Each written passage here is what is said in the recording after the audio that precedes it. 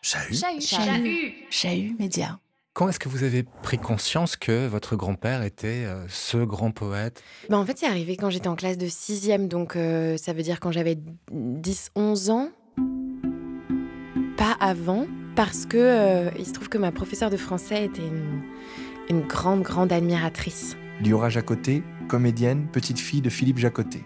Elle avait demandé s'il pouvait venir en classe parler de son métier, de son travail, ce qu'il avait fait d'ailleurs. Il était venu jusqu'à Paris, il avait rencontré la classe et en fait, je pense que c'est un peu à ce moment-là, quand je voyais l'admiration de cette dame tellement presque éprise de lui, qui ensuite a continué à envoyer des cartes postales tous les ans pour la nouvelle année, etc., que je me suis dit, je crois qu'il y a quand même quelque chose... aussi quand j'ai été amenée à travailler sur ces traductions, puisque au moment du baccalauréat, on travaillait sur l'Odyssée. Traduite par Philippe Jacotet. J'ai lu très tard sa poésie. En tout cas, les souvenirs marquants de lire sa poésie, je pense, sont au moment où il m'a envoyé la Pléiade. Et qu'est-ce que ça vous a fait ? Eh bien, c'était comme de découvrir une part de lui inconnue. Je crois que la première chose qui m'a frappée en lisant ces poèmes, c'est l'angoisse de la mort. C'est quelque chose qui m'a beaucoup marquée.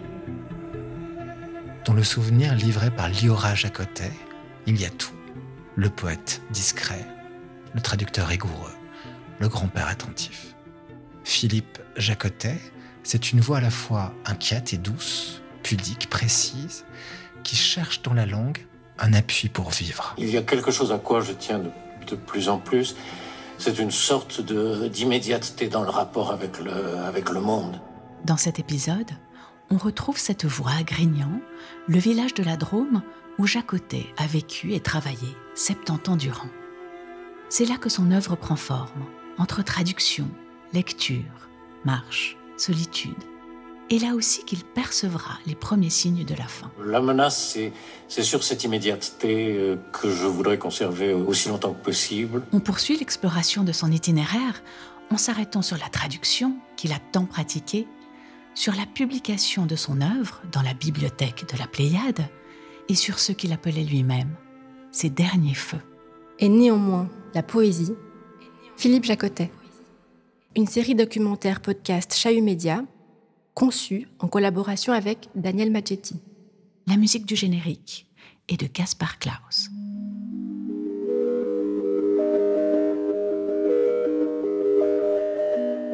Troisième épisode, son titre, traducteur majeur, écrivain consacré. Je crois que Jacotet, il a traduit uniquement des textes qu'il a admirés. Évidemment, Ungaretti, c'était pour lui non seulement un ami et un maître, mais aussi un poète éblouissant dont il s'est imprégné. Marion Graff, traductrice, critique littéraire. Ou bien la découverte de Mandelstam, dont il a parlé à plusieurs reprises, c'était vraiment aussi un moment de crise, un poète qu'il a remis dans la poésie. Ou bien la poésie de Gongora, on se rend bien compte aussi qu'elle est en dialogue avec son œuvre à lui, qui prend des teintes un peu baroques, on peut dire, parce que chez un poète baroque comme Gongora, il y a aussi cette obsession de la mort, cette obsession de l'objet, des choses qu'on retrouve chez Jacotet. Je crois que pour Mandelstam, Jacotet a appris le russe, il a ouvert des grammaires, il s'est passionné pour cette langue aussi, pour pouvoir traduire et lire Mandelstam dans le texte. Comme il avait quand même un certain bagage, il a réussi à débroussailler, si on veut, ce texte, mais il l'a fait relire sa traduction, évidemment, par un de ses amis, Louis Martinez, qui était professeur de russe à l'université d'Aix-en-Provence. Il ne s'en cachait pas. Traduire, pour Jacotet, c'est marcher dans les pas de l'autre. Hölderlin ou Musil, Leopardi ou Ungaretti, Cazola ou bien Rilke. Mais sans pour autant effacer ses propres traces. Il faut rester juste. Mais juste comment ? Il avait une approche plutôt, je dirais, intuitive. Et je crois que cet équilibre entre un Jacotet extraordinairement savant, une perspicacité analytique et quand même l'instinct, c'est très typique de ce qui fait un bon traducteur, à mon avis. Oui, j'avais noté un peu ces espèces d'équilibres qu'on trouve comme traducteur, qu'on doit trouver entre quelque chose de très énergique quand même, et aussi de très patient. On doit faire preuve de ces deux qualités. On doit faire preuve aussi de deux autres qualités, c'est l'humilité et l'orgueil. Parce que devant l'œuvre de quelqu'un comme Homère, ou comme Goethe, ou comme tous ces grands auteurs dont on a parlé, ou auxquels Jacotet s'est confronté, ou bien même moi, face à quelqu'un comme Walser, on ne peut être que humble, mais en même temps, il y a quand même beaucoup d'orgueil à se dire qu'on va prendre la parole à sa place et mettre notre nom avec le sien, comme être co-auteur des livres qu'on produit, c'est quand même très gonflé, non ? La traduction de poésie, c'est totalement spécifique parce que c'est une forme-sens. Christine Lambé, professeure de littérature, Université de Nantes. C'est-à-dire que lorsque l'on traduit de la poésie, on ne traduit pas uniquement un message ou un sens, mais on traduit également l'enveloppe que prend ce message. Et donc, c'est ce qui fait toute la difficulté, parce que ce message est en fait lié à une langue particulière, et ce corps de la langue diffère selon qu'on parle en français, en allemand ou d'autres langues.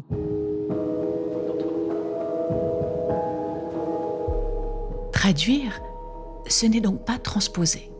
C'est refaire, c'est réécrire, avec pudeur, et parfois avec audace. Quand il traduit Homère, il invente une forme d'oralité dans la traduction, en se rappelant que l'Odyssée, c'était un poème qui était chanté, etc. Donc il va travailler ça avec une recherche musicale du vers de 14 syllabes qui va donner à cette épopée une dimension orale qu'elle n'avait pas eue encore dans d'autres traductions. On avait essayé de traduire l'Odyssée en prose, par exemple.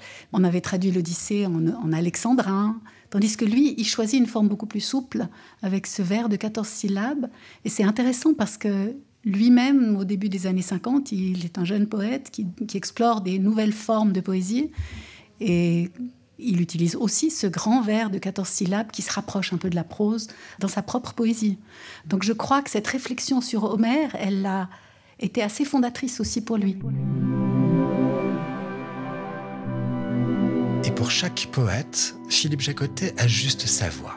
Hölderlin, fragmentaire, heurté. Rilke, ample, musical, exigeant. À chaque fois, il faut réinventer la langue. Ce qui est frappant, c'est aussi ce réseau serré de correspondance entre traducteurs et d'écrivains poètes qu'il a traduits, qui étaient eux-mêmes des traducteurs. Aline Berger, maître de conférence, la Sorbonne Nouvelle, Paris. Hölderlin s'étant évidemment tourné vers la Grèce, mais aussi Mandelstam ayant été traducteur, Léopardi également. Donc les travaux de Jean-Marc Sourdillon à ce propos soulignaient, je crois assez clairement, aussi des affinités qui se construisaient par cette pratique, avec le sentiment qu'un traducteur, c'est quelqu'un qui poursuit quelque chose. Le travail d'humilité que suppose le travail du traducteur, d'enfouissement dans la voix d'un autre, de recherche de langage et de recueillement extrêmement concentré sur un corpus de texte, le conduisait aussi à la recherche des mots justes ou de l'approchant, mais une langue commune, d'une certaine façon. Même si les auteurs qui la traduisent sont extrêmement complexes à comprendre et à saisir.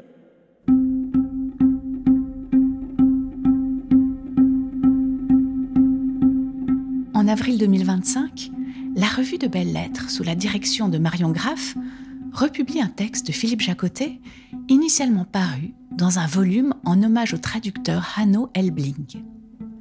Intitulé « Le désespoir du traducteur », ce texte revient sur la difficulté presque vertigineuse de traduire un poème de Goethe auquel Jacotet n'a cessé de revenir.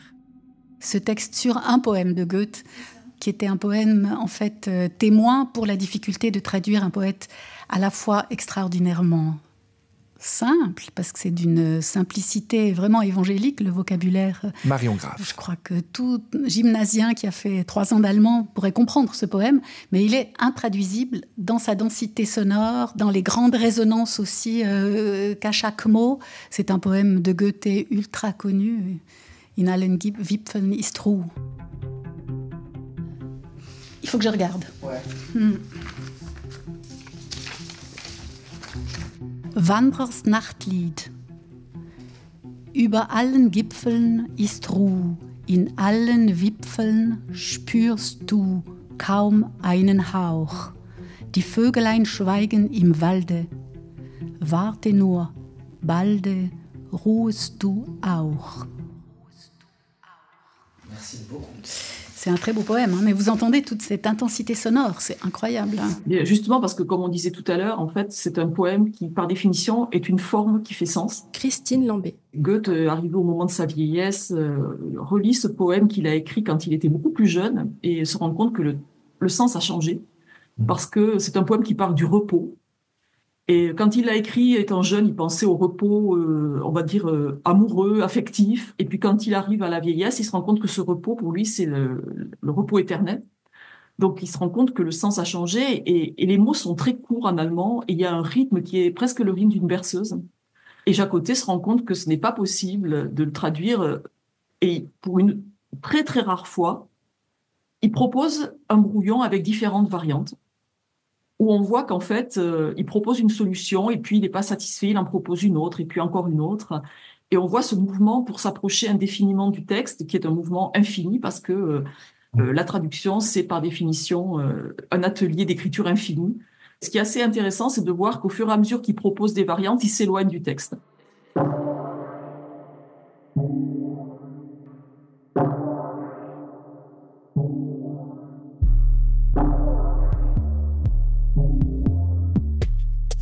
On l'a dit, traduire les poètes qui l'ont marqué permettait à Jacotet de les rassembler sous son propre regard.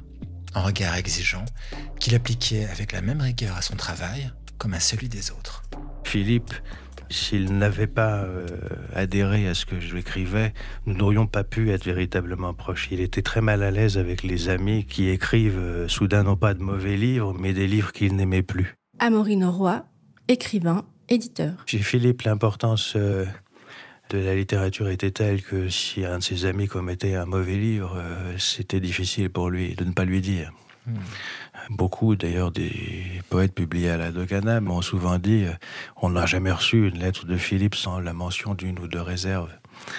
Et il lui fallait dire ce qu'il pensait. Justement, ça fait partie des choses que j'ai découvertes a posteriori. Mais par exemple, si on lit sa correspondance avec Gustave Roux... Antoine Jacotet, éditeur, fils de Philippe Jacotet. Dès l'âge de, je sais pas, 18, 19 ans, il a une espèce de certitude de sa vocation propre, et puis aussi un jugement sur les œuvres, qui était un jugement qu'il a pratiqué toute sa vie dans la critique, qui est très particulier, parce que par rapport à d'autres de ses amis poètes que j'ai fréquentés aussi après, que je vois, chacun défendait son propre précaré, soit une école, soit des disciples, ou une vision assez fermée. Lui avait cette capacité de s'intéresser à toutes sortes de formes de poésie. De Dubouchet à Supervielle, de Claudel à Saint-John-Perse. Et même à faire des critiques sur des livres, ça pouvait être nouveaux romans. Il s'intéressait à beaucoup de choses et puis surtout il reconnaissait qu'il y avait d'autres façons d'appréhender la littérature que la sienne et qu'il pouvait y avoir beaucoup de qualités dans d'autres façons. Mais toujours quand même avec un jugement qui lui permettait de dire certes, Char est un grand poète, mais il y a des choses que je n'aime pas chez lui. Une espèce de sûreté de jugement comme ça. Au fond, ce que je veux dire, c'est qu'il avait lui-même une idée de la poésie extrêmement exigeante et élevée et presque folle de nos jours, si on y pense. C'est complètement... Et je crois qu'il en était conscient. Mais c'était ancré en lui, quand même. Là, je relisais, je suis en train de corriger les épreuves de l'Empédocle de Hölderlin. Et il y a un portrait, justement, d'Empédocle, comme une espèce de figure du poète qui est le gardien du sacré qu'il rencontre dans la nature. Et ça, c'est l'image idéale. Enfin, c'est ce qu'il espérait pas pouvoir être, parce qu'il était trop modeste pour ça, mais pour lui, il y a quand même cette image du poète là, et il l'a gardée toute sa vie.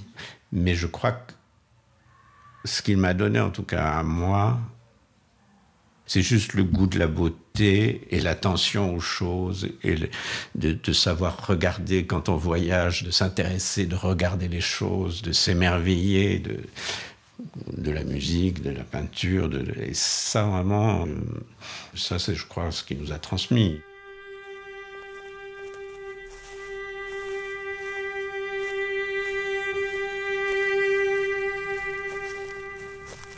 Les larmes, quelquefois, montent aux yeux comme d'une source.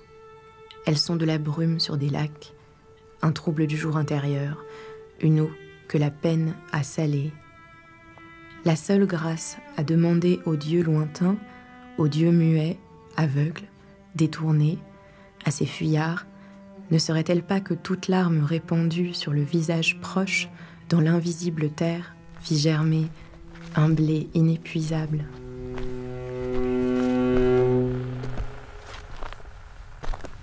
Le recueil que vous avez s'intitule « L'encre serait de l'ombre ».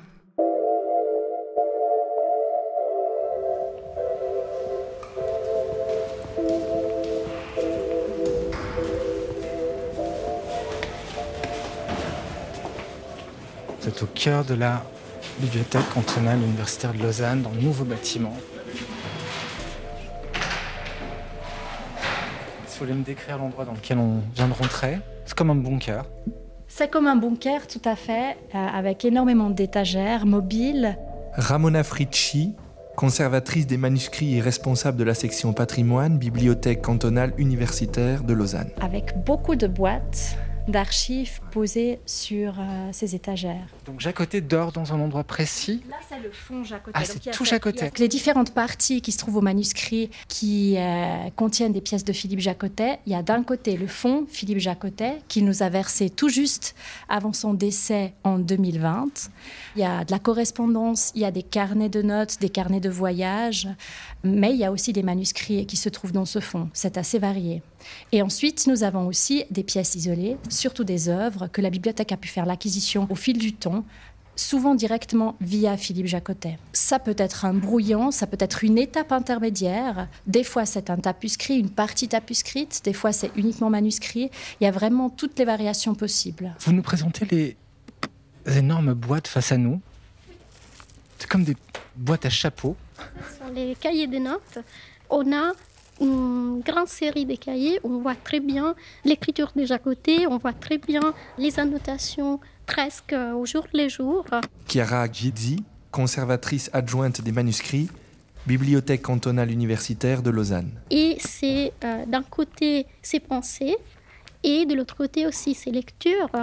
On voit un peu ces travaux aussi d'écriture, de réflexion aussi sur comment on écrit. C'est tout à fait fascinant pour nous de voir qu'à côté des manuscrits, donc des avant-textes des œuvres, où on a plusieurs essais, corrections, on voit aussi comment il réfléchit un peu à sa vie, à ce qui se passe. Ce qui est toujours émouvant, c'est la pauvreté du matériel original. C'est-à-dire que, j'insiste là-dessus, c'est vraiment des cahiers d'écoliers. Ils sont quadrillés.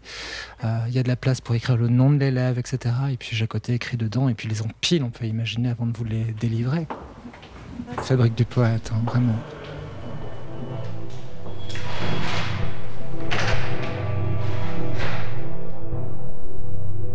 « 2014. Depuis longtemps, par le biais de ses traductions, de ses contributions de critiques littéraires et bien entendu de sa poésie, l'œuvre de Philippe Jacotet est lue, reconnue, célébrée. À 89 ans, quelque chose bascule. Son œuvre poétique rejoint la bibliothèque de la Pléiade aux éditions Gallimard. Un geste fort, symboliquement chargé, et pour cause, avant lui, seuls 15 auteurs vivants ont eu cet honneur.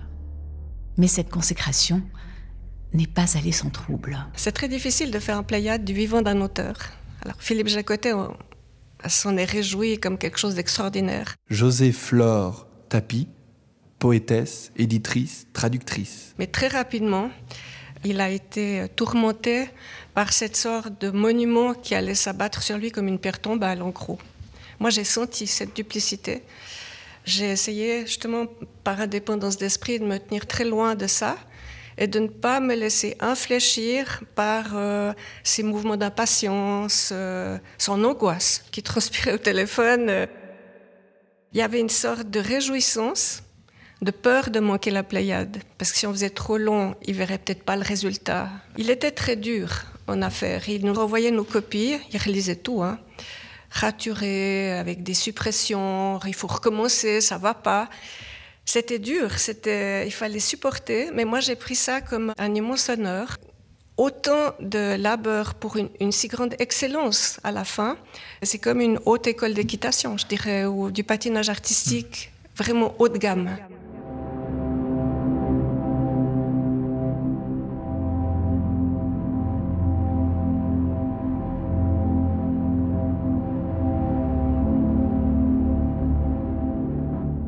De travail rigoureux, 1700 pages maximum, prose et poésie mêlée, et un geste exceptionnel, soit l'ouverture par Philippe Jacotet de ses archives personnelles à José-Flore Tapie, chercheuse rattachée au Centre des littératures en Suisse romande de l'Université de Lausanne. Autour d'elle, une petite équipe éditoriale composée d'Hervé Ferrage, Jean-Marc Sourdillon et Doris Jacubac. Il nous a laissé complètement libre dans l'approche de ses livres. Une seule fois, mais vraiment une seule fois, il m'a demandé de mettre quelques proportions parce que je le comparais à Beckett pour une certaine œuvre. On voit trop Jacotet comme un poète de la contemplation heureuse, disons. Mais moi, j'étais très sensible au côté sombre, côté nihiliste de certains de ses livres. Je l'ai comparé à Beckett. Il m'a dit « J'aime beaucoup Beckett, c'est pas tout faux, mais mettons des proportions. C'est totalement déplacé. » Alors j'ai vite enlevé, mais j'ai rusé, j'ai fait autrement. Pendant le travail de la Pléiade, on est allé plusieurs fois lui rendre visite à Grignan. Jean-Marc Sourdillon, poète, traducteur. Et là, il était très apaisé, au contraire très heureux. Et les échanges étaient très chaleureux, très forts. Enfin, on venait pour lui poser des questions. On était sur le lieu de l'écriture, sur le théâtre de l'écriture, parce que à la fois c'est là où il écrivait et c'est là où les événements poétiques avaient lieu, à Grignan. Et il nous répondait souvent avec humour, parfois en conservant un certain mystère, un certain secret.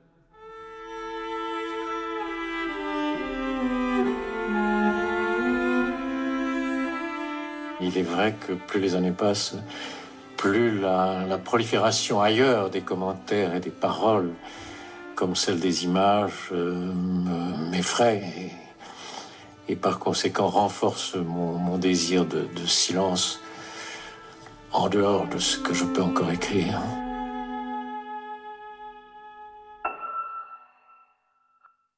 Les angoisses de la Pléiade derrière lui, Philippe Jacotet se remet à écrire.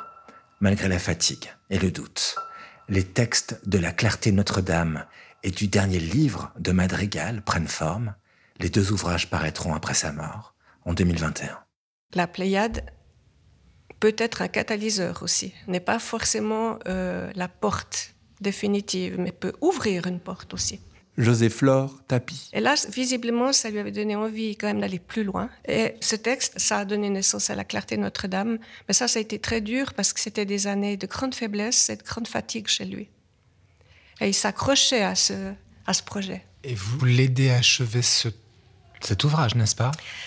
Oui, un peu aveuglément. C'est-à-dire que pendant le Covid, c'est-à-dire pas longtemps avant sa mort, en fait, il a eu envie que je l'enregistre et qu'il me raconte ses souvenirs. Donc je suis descendue pour ça, à Grignan, malgré le Covid. Et j'ai senti pour lui que c'était une roue de secours, c'était vital de s'accrocher à ça avant qu'il soit trop tard. Puis là, j'ai fait pas mal d'enregistrements, plus ou moins peut-être intéressants. Mais au fil de ces entretiens, j'allais tous les jours un moment, il m'a dit « J'aimerais avoir votre avis sur ces textes que j'aimerais achever un jour. » J'ai pris ces cahiers, il y en avait beaucoup.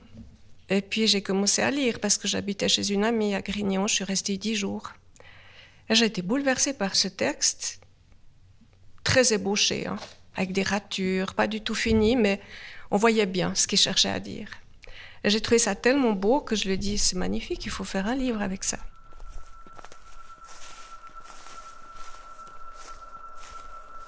Mais voici, tout de même, en ce premier jour de mars, que la lumière qui va vers son élargissement, sa croissance, son ascension, revient me réchauffer à travers la fenêtre, aussi indubitablement réelle qu'en moi la montée et la croissance de la mort.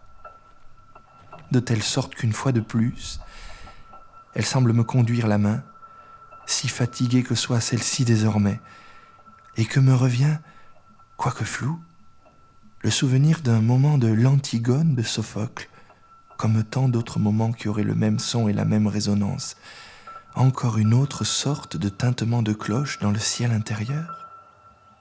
Quoi qu'il en soit, ce souvenir d'un vieillard guidé par un enfant ou une jeune femme vers ce qui pourrait être son dernier refuge, elle pouvant être dite « lumière de mes yeux », est ici à sa place. Même si le guide est la lumière elle-même, la fidèle, la silencieuse et la bienveillante.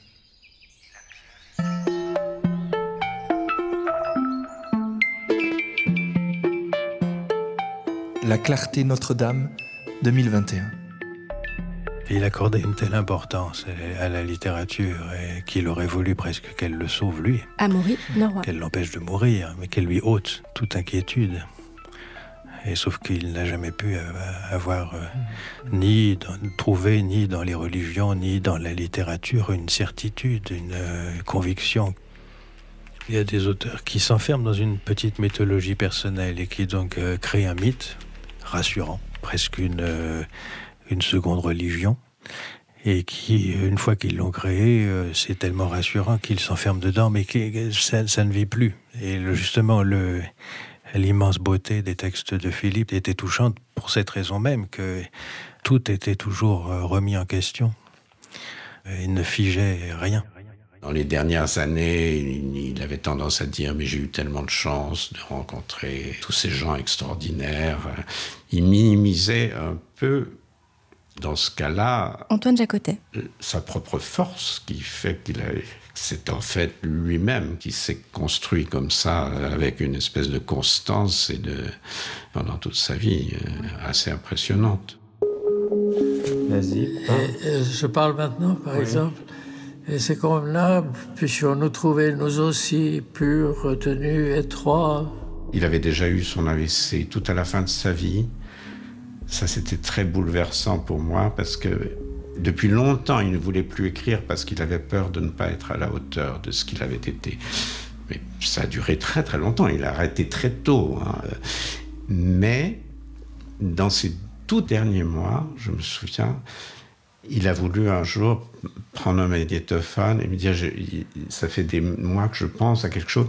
Et c'était une conférence faite à partir des quelques citations qu'il avait touchées et qui étaient la base de son existence. Enfin. Et le jour où on s'est mis à la table, il a, sans regarder une note et tout ça, pourtant il avait l'esprit déjà assez fatigué. Il m'a lu tout ça du début à la fin. Mais il le travaillait depuis longtemps. Ça tournait dans sa tête. Et c'était comme si c'était son dernier témoignage. Enfin, et est-ce que finalement, cet enregistrement existe en radio? Il existe. On n'en a encore rien fait. Mais ça pourrait un jour faire l'objet d'une émission.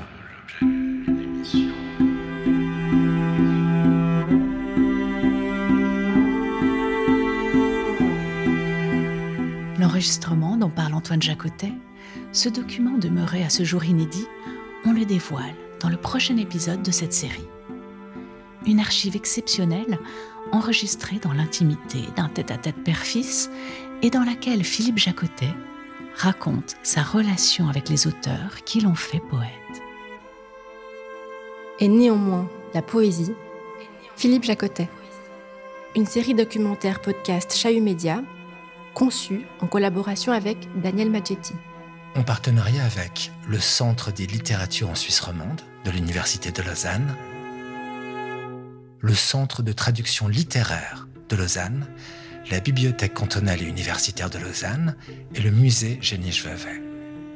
Cette série documentaire podcast a été rendue possible grâce au soutien de la Fondation Lennartz, de la Fondation Jan Michalski pour l'écriture et la littérature, de la Fondation UBS pour la culture et de l'État de Vaud.